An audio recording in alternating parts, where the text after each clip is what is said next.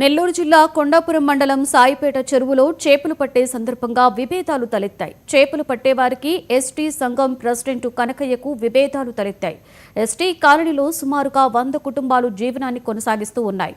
చేపల చెరువు ST society కింద ఉండడంతో కనకయ్య కొన్ని కుటుంబాలకు 2 ఏళ్లకు గాను కొంత నగదు ఇచ్చి తాను పెద్ద మొత్తంలో చేపలు అమ్మి సొమ్ము చేసుకుంటున్నాడని ఎస్టీ కుటుంబాలు ఆరోపించాయి.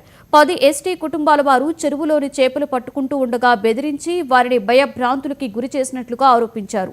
ప్రభుత్వ అధికారులు ఎస్టీ కుటుంబాలకు అన్యాయం చేయడాన్ని అడ్డుకోవాలి అని బాధితులు కోరుతున్నారు. గారు మమ్మల్ని సొసైటీలో మేము పోయి పల్లెలలో అమ్ముకుంటుంటాం. మేము పల్లెలలో పోయి అమ్ముకుంటుంటాం. మాకు 150 రూపాయల లెక్కన మేము అమ్ముకుంటాం. వీళ్ళందరూ డబ్బులు తీసుకొని ఆయనకి 10 రూపాయల లెక్కన ఆయనకి వేస్తారు.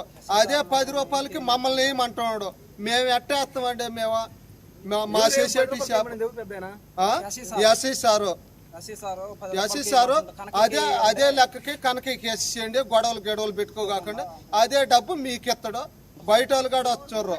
బయట వాళ్ళు కూడా వచ్చి పట్టుపళ్ళు వాళ్ళ చేత వీళ్ళ చేత మొత్తం చేత పట్టిస్తారు. మమ్మల్ని మటుకు ఈ ఊపు మటుకు ఏం చేసేస్తారో మమ్మల్ని ఇప్పుడు ఎట్ట బయటకు తీసుకుపోతారో మీ చేప నేను చూస్తాను అని కనకయ్య అంటున్నాడు.